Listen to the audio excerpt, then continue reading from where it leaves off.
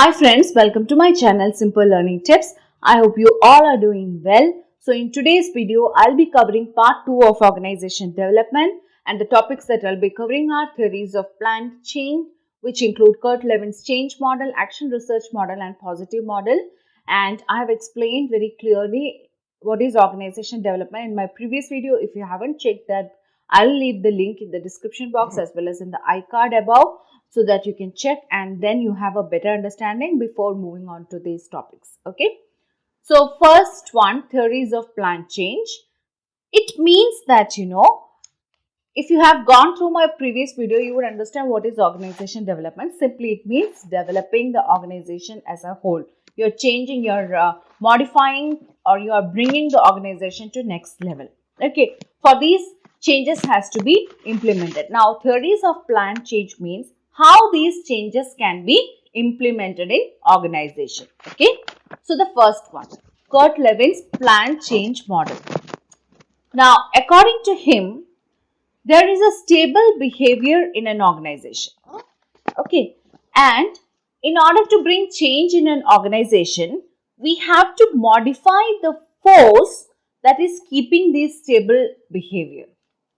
For example, in a biscuit factory, let's say in Parle-G or any other Britannia, any other biscuit factory, maybe their daily target is 200 and the workers and employees, they are very good and they produce high quality 200 biscuits. Okay, this is just an example. So that means, their behavior is stable. They are like, even the supervisors are also okay with this target, and, everything is like kind of stable. Now, suppose if management wants 500 or 1000 biscuits per day, you will have to enforce something.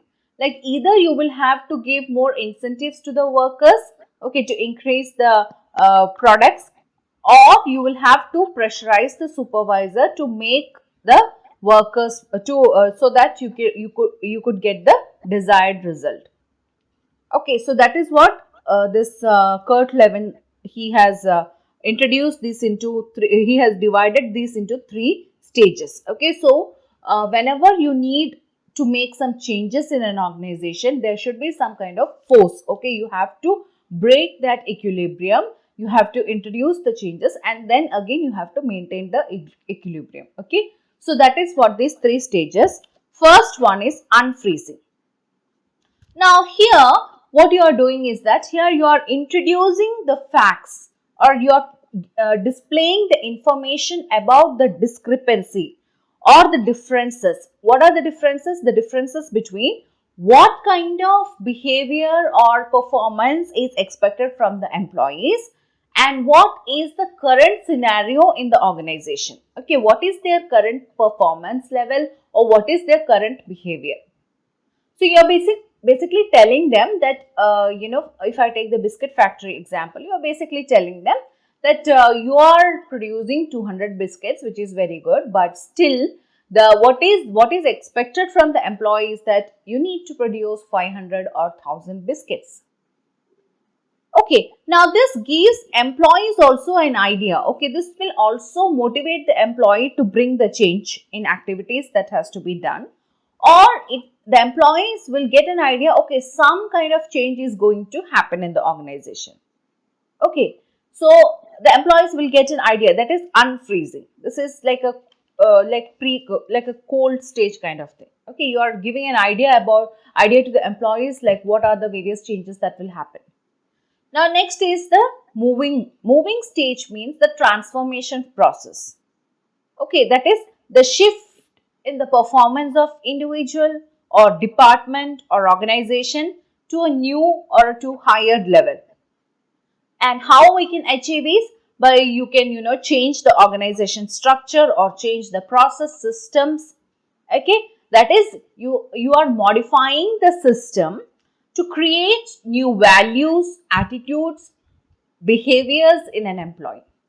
Let's say in our example of 500 or 1000 biscuits, let's say that you are to help the employees, maybe you are you are giving, like I said, incentive schemes are introducing, or if it's overload for the employees, that is they don't have that much manpower, then what you can do is that you can bring some new machines, and you can even ask them to operate it and all that. Okay, so rather than losing their jobs, you can do some transformation, or you can even some kind of changes has to be done, and it can be it has to be in such a way that the whole transformation should bring out a better organization culture, okay, better organization climate. Okay, now next one is refreezing.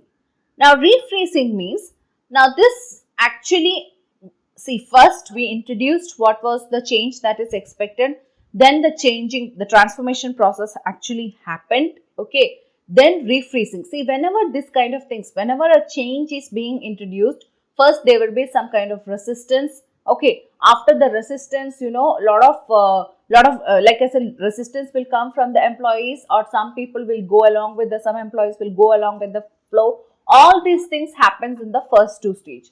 After the final, the whole chaotic and everything, the final, refreezing stage. Now people are getting used to the new thing that has been introduced. If it is a new technology, okay, if it is a new target, people will get used to that. That is refreezing. You see, there was an equilibrium. You understand this method, okay? There was a stable equilibrium. That equilibrium was, diversified, or it was, disturbed. And the last stage is you are maintaining that, you're going back to that equilibrium. A new equilibrium has been created, okay, and you are stabilizing it.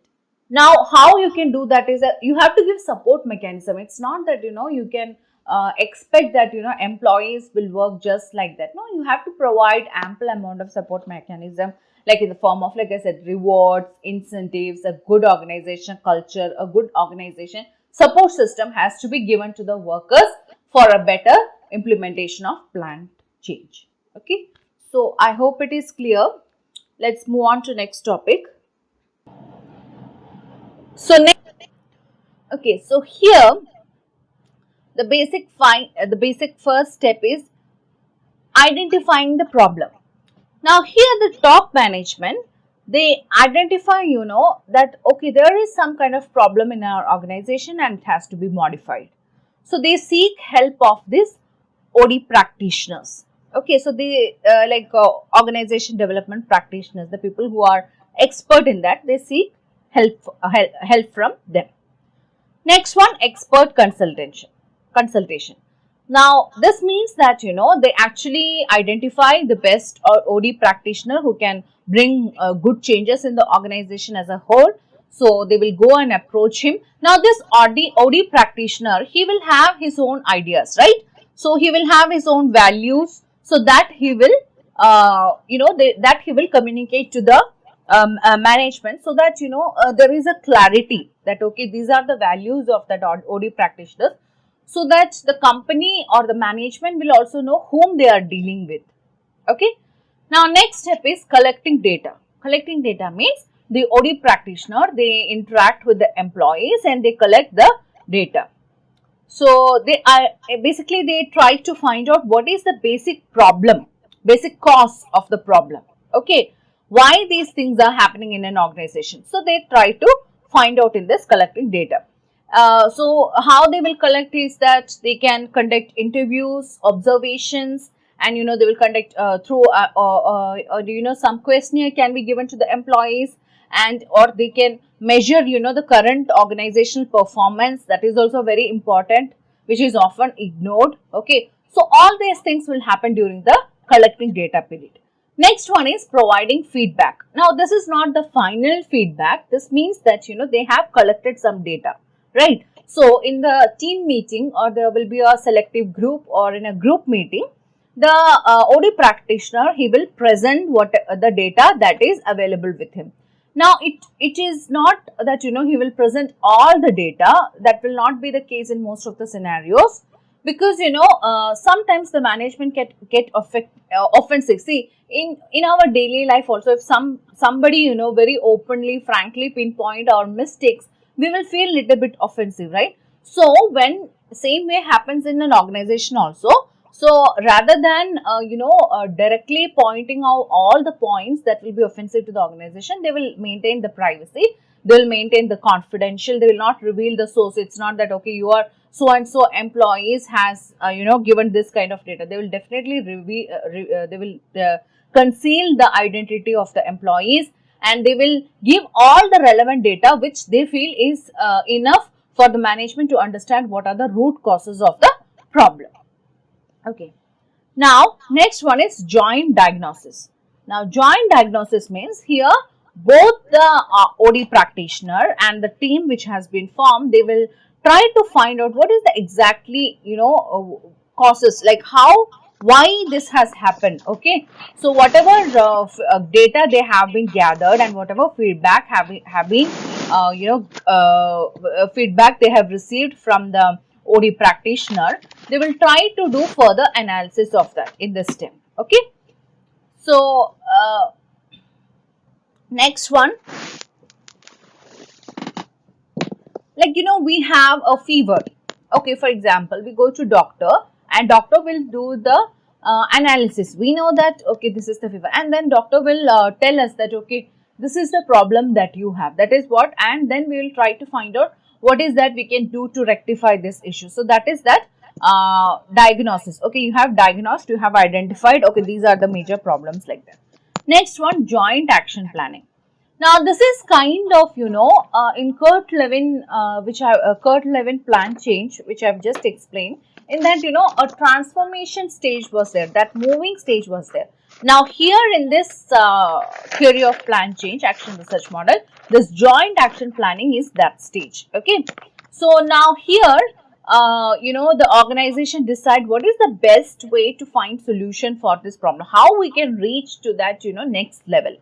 Now, so this they take action based on the technology, organization culture, organization environment, okay, and whatever time limit they have and the expenses that are required for the actions that has to be taken. So they will identify that, okay, these are the actions or these are the steps that has to be taken from so that we can move from whatever level they are in the present position to what is the expected level that they have to move. So they will take all the actions, action planning in this stage. Now, next stage is action. Now, here you are actually implementing whatever changes are being done. So, like, like I said, if any new technology has to be introduced, if any new organization structure has to be formed, or if any new, policies, procedure has to be changed. So, all these things will be whatever the basic cause, root cause of the problems were there, that they will try to improve, that they will rectify in this stage. That is, they are actually implementing, they are actually changing the things that they have identified. Okay. And, this is like a kind of transition period because you are implementing the changes. So, a lot of, ripples will be there. Okay, a lot of dynamics will be there. Now, next one is collecting the information, collecting data after action. Now, you have implemented everything, whatever the problems were there, you have rectified it. Okay, you have found out a solution for that. Now, our job does not stop at this stage. Okay, it is actually a cyclic process. Okay. So, after implementing also, you have to collect the data to find out whether any improvement has been made in the organization. You have to measure, and then if anything is required, like I said in the first video, OD is organization development plan change, does not mean it is very rigid, it is very strict, it is actually very flexible and it is adaptive to the situations. So, same way here, once the action is implemented and you see the results, if there is improvement, very well, fine, you continue with the process. If there is not improvement, or if there is no, if the improvement is not that much to the level that we expected, you can change the whole process again, reevaluate it and then change the whole process again. Okay. So, this is what action research model is. I hope it is clear. These are like, just understand the basic concept in it. Okay, what is action research model? You do a research, you give feedback, you take action, and then you again take feedback. This is the basic concept of action research model. Why we are doing all this? To take organization to the next level. Okay. Next one is positive model. Now, so far we have been trying to identify the problem and rectify the issue. Now, positive model, see in the name itself it is there, positive. Okay. Now, in this, organization basically focuses or they try to improve the part on which they are doing whatever is correct. Okay, whatever they are doing right, they focuses on these issues and they try to improve it, so that the best efficiency or the best level can be achieved. See, that is right, like see, if we are on what do you call, on a weight loss journey, okay, for example, and we don't like gym but we are good at walking, we love to walk everywhere, okay. So instead of going to gym and torturing ourselves, what we can do is that we can go for a walk daily. That will also give the best result, and we are very good at it, so we will do it, without any break. Suppose if gym we don't like and we are not good at gym, then what will happen is that we will there will be, we will not be regular. But if walking, we like walking and we like to take a fresh walk, so we will be regular in that. So that is what this positive model, whatever we are good at, we have to focus more on that and we have to work towards it. Okay. Now for this, there is a term that you just remember it, that is appreciative inquiry. So this means that, this is not like, by a lot of strict inquiry and that. This just means that, whatever positive feedback that you get, whatever you do a positive analysis in the organization. Okay. So why we are doing all these things? To achieve the organization's positive potential. Okay, best potential, to bring out the best positive potential of an organization. Now there are 5 stages in that. First one is initiate the inquiry. Now initiate the inquiry means you have to first understand that what is the kind of change that has to be brought. Okay, you have to find out the area where the improvement has to be brought. For example, you are thinking that, okay, instead of, for example, instead of group conflicts, if you feel that, that area has to be, there is some kind of teamwork, but still, group conflicts are there. That is what you feel. So you can improve, that as instead of saying group conflicts, you can say that improve the teamwork. Okay, you understood the positive. See, there is kind of teamwork, but there is something which is lacking. So instead of focus on that lacking area, you improve the teamwork. Okay, you improve the work. You give more team building activities. You focus their attention on more group works, product development, and etc. It could be anything. Okay, so rather than focusing the negative part, focus more on the positive part. For example, suppose instead of sexual discrimination, you can say that, female male collaboration. Okay, so things like that, like a small twist can be brought. Next is that, so next step is find out the best practices. Now, you have to, again, collecting this is kind of collecting the information. You have to find what is best in the organization. So, a small example that I can give. Suppose if in a college, they feel that, there is like only students are getting bored quickly, the absenteeism rate is high and there is like no extracurricular activity. So what you can do is that you can call a meeting of faculties, okay, and they will, instead of, taking a quick decision that, okay, this has to be done, let the faculties share their experiences of whatever innovative things that they can implement in the college. Okay, they are just sharing the experiences. Okay, so that is what this inquiring the, finding out the best practices, that is whatever experiences the other people have, let them share their experiences. You are just sharing, it is like a kind of mutual discussion. Okay, next one is discover themes. Now, see, like I said in my previous example, like some changes has to be brought in a college curriculum. Okay, some extracurricular activities has to be introduced. Now, faculties have shared their experience. Now, you try to identify the common theme in these, in the experiences that they have shared. They will be, good. The teachers would have, maybe the faculties would have more freedom. Maybe the faculty would have more access to various resources. These are all examples. Okay. So same way in an organization, whenever the employees, they share their stories, try to find out a common theme. Okay, maybe it was more participative management style, or maybe it was more freedom was given for them in decision making. Okay, or less supervision. They were given some kind of, some kind of common theme would be there. So this theme basically means that what is there in the organization and where it could be, or what could be the organization. Okay, so that should be the basic theme. Now, next step is, I hope it is clear, you have to identify the common theme basically. Okay. Now, envision a preferred future. Now, this means that, so you have identified the theme and you have identified what are the challenges that you will be going to face. Now, you have to, you have to vision what will be the future. See, like I said in my example, see, you have to improve the college curriculum. Okay, you have to bring a lot of extracurricular activity, but it should not affect your studies also. So you have to envision, okay, how we can do that. Maybe one day we'll pick an afternoon, we will do this extracurricular activity, or you have 1 hour lunch break. So half an hour lunch break and half an hour we can give importance to this extracurricular activity, so that it will become, it will become more interesting. So some kind of, possible opportunities.